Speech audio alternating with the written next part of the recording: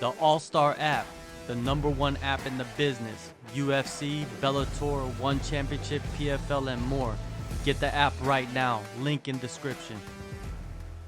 All right, December 18th, man. You're back in action. Fury FC 72. You're facing Mario Moore, man. What's your thoughts on this matchup? It's a lot different than my previous matchup I had set up originally. I went from fighting a pure jiu-jitsu guy to now I want to say he's maybe a pure striker. I'm not 100% sure. I haven't seen much film on him, but the game plan's still the same. Looking to get that finish, put him away early, and go home with the win. Is that normal for you? You don't really look too deep into your opponents? I do a little research. I kind of watch a couple previous fights just to see, what they like to do, certain stuff like that. But with Mario, his most two recent fights that I could find have been pretty quick, so I haven't really been able to gather too much. So I just kind of get a general idea of what I want to do and then go from there. He could probably say the same about you as well, right? Your Yeah, fights have not lasted very long either. exactly. Now, for training camp, man, how are you splitting your time? Uh, right now I've been doing 3 days, so I'll do my strength and conditioning early in the mornings, and then I'll go travel up to American Top Team Lima. We got pro training up there. I'll do that right after my strength and conditioning, and then I'll come back down to my home gym down in Noonan, and I'll do some. We got like jiu-jitsu, MMA class, do stuff like that. Okay, so you work at American Top Team Lima. Man, what a coaching staff, right? Yeah. Diego, he recently retired, so now he's full-time coaching you guys. How's it been? It's been good. We got him, Diego's coaches. We got Jukal, he coaches, as Oh well yeah, as Will Brooks, former Bellator champion. yeah. He also helps out with the coaching as well. And then we got Cody Durden. He helps out sometimes. We got a lot of good guys up there. Will Brooks, man, you got the wrestling with him. Jukal, man, that guy, he's a He's a legend, man. genius. Yeah, I've ran into him a few times. I've known him for a while. I ran into him a few times in Thailand. Actually, I ran into one of your teammates at Hyon in Thailand as well. I think he's out there right now. Okay. He's a smaller guy. Um, man, anywhere else do you work besides that? Uh, well, as far as like training wise, Yeah. our gym down here in Noonan is independent MMA and fitness Mhm. is where like that's where I'm based. That's like my base gym. And then I also train up at a Team Madhouse. Yes, Team Madhouse with a Coach Manu. So I do a Okay, lot of Coach cross training around the local area. Manu. He's the old school boy Thai coach, right? Yeah, Yeah. How's it working with him? Yeah, I've heard about him for a long time as well.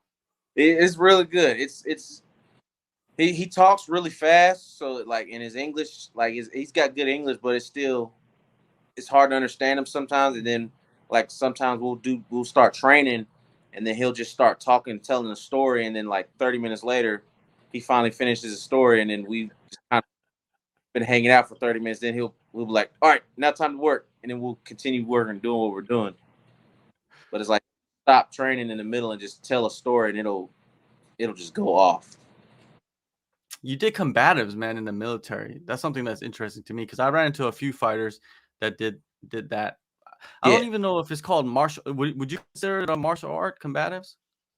not necessarily because they teach you like the basics type. Like it's I wouldn't even say it's like a legit class because like we just learn like most days we learn like how to throw a hook or how to throw like just a random punch, and then we do like some simple like we learn how to shrimp and how to do like grappling like basic get out from the bottom type stuff. It wasn't nothing too fancy or nothing like that. Is that what sparked your interest in martial arts? Well, not. I've always been interested, like in MMA, since I was a teenager. Hmm. I had a friend of mine. He showed up one day, and we were playing some game on the PlayStation, and he like showed us a video of Rampage Jackson when he Okay. Carter Arona, and I was like, I like that. And then ever since then, I became a huge Rampage fan, which is why I wear the chain like when I come out Yeah. to the cage because like that was always my favorite fighter. And so after I seen that video, I started watching like Chuck Liddell, GSP, Forrest Griffin, like all those fighters, and then I just became hooked. Tell me about your time in the armed forces. I did 6 years stationed at Fort Knox up in Kentucky. Okay. And then straight out of high school in 2011, got out in 2016. At the end of 2016, spent most of my time up there in Kentucky, which was where I actually got started doing MMA, was at that gym in Kentucky. But I didn't know about the gym up there until I was out of the Army and I moved back home to Georgia. And then I ended up moving back to Kentucky. Me and she was my girlfriend at the time, but me and her moved in together. And I ended up finding out about the gym up there, actually, which I wish I would have known about while I was in the military, because I would have started training a lot sooner. Oh, for sure. And your last fight, man, for the NFC title, the heavyweight title, third round triangle choke. Not many heavyweights are pulling off that kind of submission, man. It was your first time getting past the first round as a professional as well. Take us through that fight. So that fight was tough. Like a lot of people don't know about Cam. Like, yeah, his record may not be the flashiest or the prettiest, but like he's a super tough opponent. And when you go to fight, you're in for a fight. And I knew that going into that fight because he has a lot of experience, a lot of pro experience. He's always fighting. Like he's probably fought like 3 or 4 more times since we fought. So he's always fighting. He's got that experience. So I knew it was gonna be tough. And going into it, I had a pretty big weight cut. I was cutting down from like almost 300 pounds to make 265. So the weight cut kind of started to play effect after that first round. And like we were hitting each other with shots. I was hitting him with some of my hard shots. He wasn't going away. So it was kind of, which I knew was going to be an issue because a lot of opponents I fought, like I was talking to my management, I would hit them and they'd go down instantly. So with him, I wanted to fight somebody that I knew that when I hit him, he's still going to be there. And I had to get over that mental block in my head, so to say, because I was also working on like different stuff for that fight. But I had to earn every bit of that fight. How hard is the weight cuts? Let's say, you're a heavyweight compared to, like, let's say a guy that's, 155. Normally the first 10 pounds come off easy. Like the first 10 pounds, 10, almost 15 come off super easy. It's those last 5 to 6 that really, like, that's when I really start to feel it. And that's when I really got to work to get that weight off, because like weight cutting is not like everybody who did cut. Like it's not an easy thing. Like it takes work. And I've been working on my diet to try to get my weight down to where I don't have to cut 30, almost 30 pounds each time. So, but like that weight cut it's not fun at all. No, definitely not fun. I've done it a few times for jiu-jitsu, man. You have to weigh in and then you compete on the same day, which is worse, I think. It's way worse. I will start feeling like semi-decent till the next day, and that's midway through the next day. I finally start feeling good enough to where, okay, now I can do something. But I couldn't imagine cutting weight and then having to compete the same day. Nah, hats off. With what you just said, you just talked about the weight cut and going out the first round in this fight. Is that like the biggest lesson you learned about maybe switching up things, moving forward? Yeah, so I've learned from this fight, I learned that I gotta pace myself more. I can't go out and just try to hunt the finish in the first minute and a half, 2 minutes of the fight, because it's not always gonna be there. So I really gotta pace myself when I'm like training, when I'm sparring, and pace myself in the fight, because once you get into that third round and you're sucking wind because you try to blow yourself out in the first round, like it'll make you change how you feel about fighting, for sure. Nothing worse than being tired in the middle of a fight and that opponent's still coming at you. Yeah, for So sure. I've And also, then you talked about you hit him with some heavy shots and he didn't go down like everybody else as well. like I'm used to like throwing kicks. Even when I'm like sparring, I'll kick guys in the leg, and sometimes they'll crumble or something. I caught him with some really nice leg kicks, and he was still coming. He was still kind of. I was like, Jesus. He was taking them, and I was just like, okay, here we go. This is it.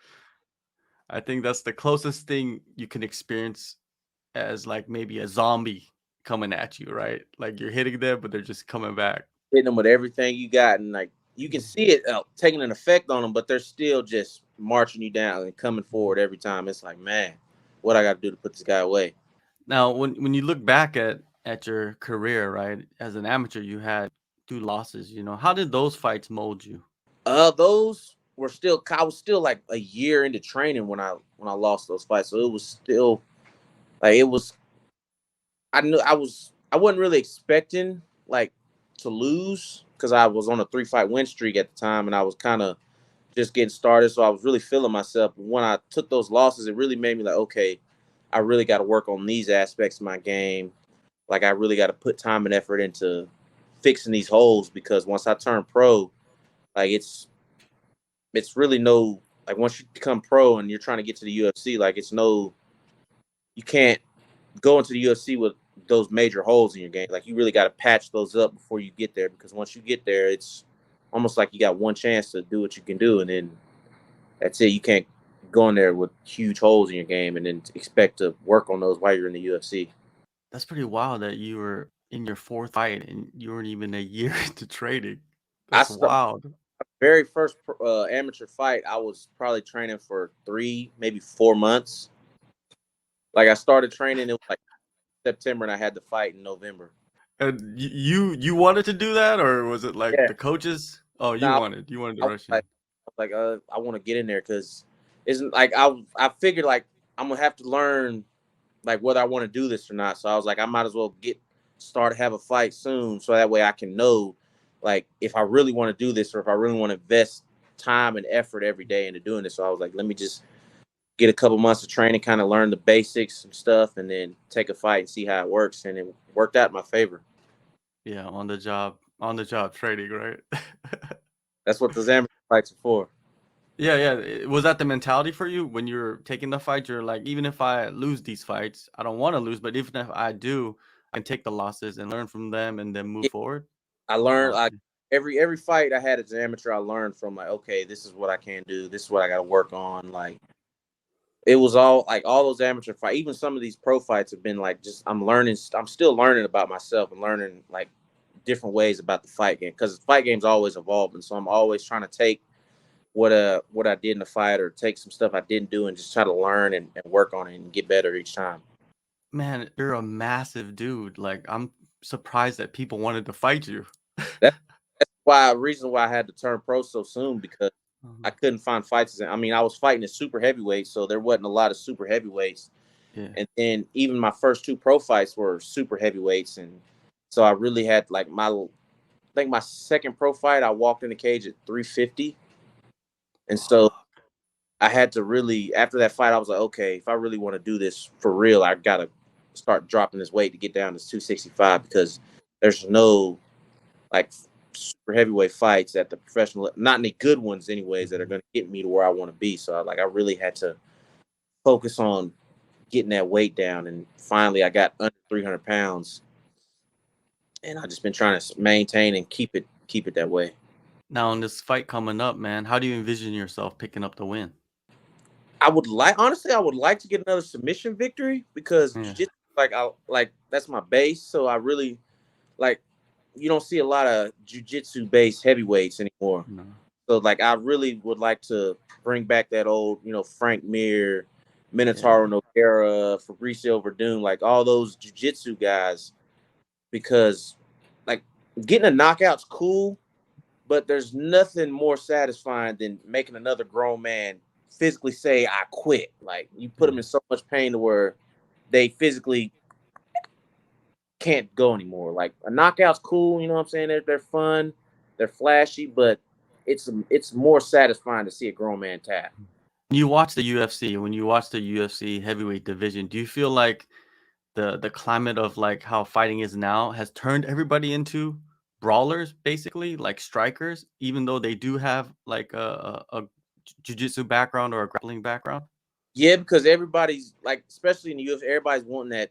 Everybody's chasing that bonus, Mhm. and most of the time to get that bonus, it's a flashy knockout or it's a big highlight reel knockout or a big slugfest fight on the feet. Like no one's really. And then plus with heavyweights doing all that grappling, you get tired quick, Yeah, and so yeah. that's the biggest thing. You don't want to get tired in the middle of a fight. So a lot of heavyweights will avoid the grappling so they don't get tired because most people can strike and spar all day long, but when you start Mhm. grappling and mixing that in, it wears you out. And with heavyweights, we don't like to get tired. I know I don't like to get tired, and grappling gets me more tired than striking does. So they probably Yeah, try that. yeah, for sure. Hey, if you could get a gas tank like Kane and with the grappling that you have, Yeah. hey, that's a hard skill set to beat, to be honest with you. That's really my plan. Like, is I want to have a nice gas tank because, like I said, I like grappling. So, Mhm. but I'm not a huge wrestler, so Yeah. I don't necessarily see myself shooting many double legs or stuff. It's like different ways to get takedowns, like off the cage or simple trips and stuff like stuff that most people don't see from heavyweights. I like to do that type of stuff.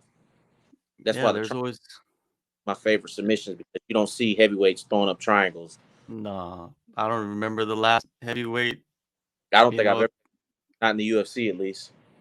Yeah, the last one I really remember is like Fabricio Verdum triangling Fedor. Like that's Yeah, the I, main one I've you know. I It's just very watched. rare. So, Yeah, yeah, for sure. Um, Outside of fighting, man, you wear many hats. So the first thing is being a bodyguard. Like, what's the hardest part of that job? uh, not getting distracted. So with being like a bodyguard, being around the celebrities and being in that light, like you kind of like you see people on TV, like you see people, you work with people that you might be a fan of, or you might see on TV all the time, and you got to remember, like, hey, I'm doing a job. Like I can't be out here trying to protect this person and also being like a super fan type, wanting to Mhm. just be happy to be around them. Like this is a job. Like I gotta protect this person's life for my like I really literally gotta take a bullet for this person if it comes down to it. Like that's how I look at it. Like it's just the distractions can be there, and the distractions are really like it gets real sometimes. But you just gotta focus. Like okay, I'm here to protect this person, make sure they're safe, no matter what their friends or anybody else say. My priority is making sure that client is 100% good and they get home safe to their family. Do you usually do the bodyguard work in Atlanta, in Georgia, or do you go to other spots? Mostly I stay in Atlanta, but like every now and then, like if I got an artist that does a show out of state, or if somebody even wants to fly me in from another state, like I'll do traveling to go to them to help them out. Like I just recently had a show with one of the artists on Bodyguard. We flew out to New Orleans, and then she did a show, and then we flew right back the next day. Do you have to like sign NDA? I think you probably do, right? You have to sign NDAs. You can't really say like who you bodyguard for. Not necessarily. Like sometimes Mhm. they'll send you an NDA to sign, just like, hey, don't post this or don't do too much. But like for the most part, not really. Like most bodyguards, like they kind of like the ones that've been doing it for a while, they know like, hey, like say if I'm going to a place with an artist, like we like how some people post on their stories like the locations, like we don't Yeah, do that. Like I may make a post, but if I've made the post, that means we've already left that area. yeah. So we'll already be gone back home before, like if I do post a story or something like that. Like it's nothing. I don't try to disclose like who I'm working with, or like if there's a pic. Yeah. Like most of the time, I'll get my pictures from like the photographers, or if we go, they'll take the pictures, and if I find them or somebody sends them to me, then that's how I'll get them. Pro wrestling. What's the next step for you? Uh, been kind of talking with some guys up at AEW still. Like I really Mhm. want still wrestle with them because I've wrestled with them. But I've also had some people reach out and tell me I should even try out for the WWE, like at least give a tryout. So I've thought about that one as well. But I've really been so focused on fighting that I haven't really put the training in for wrestling like I should be because I've just been going balls to the walls with fighting and trying to get the next step in my career in fighting. But wrestling, like I actually have a match coming up this Sunday. Okay. So I still been wrestling here and there, that just trying not to get too focused on that. Just kind of sticking to the fighting. But then when I'm not like in fight camp, I'll wrestle, go train up at the school, still get some work in because I still love to wrestle. You're also a stuntman. While this movie, you worked. I haven't really worked too much because I just got into the stunt training. Mm-hmm. So I just got into stunts not too long ago. So and we finished a movie. We finished it a couple months ago when it hasn't been released yet, but that was like my first job. And then I've done like a music video with Ti. Oh. So those are like the only two things I've actually done so far. Like most of the stuff I've done has been like background and extras work and stuff like that. But I'm still wanting to give the stunt training or stunt a go because like a lot of my friends are stunt guys. So I've just been trying to learn like different stuff, and a lot of my friends are telling me like they've never seen a guy my size do some of the stuff that I can do. So they was like, yeah, you'll get work quick just with the athleticism. So I've really been kind of still playing with that one, trying to get my foot in the door a little bit more. Because like I said, I just got started maybe a couple months ago, so it's one of those industries where it's like it's not about how much you know, it's who you know type deal. Yeah, for sure. Your network is your net worth type thing, right?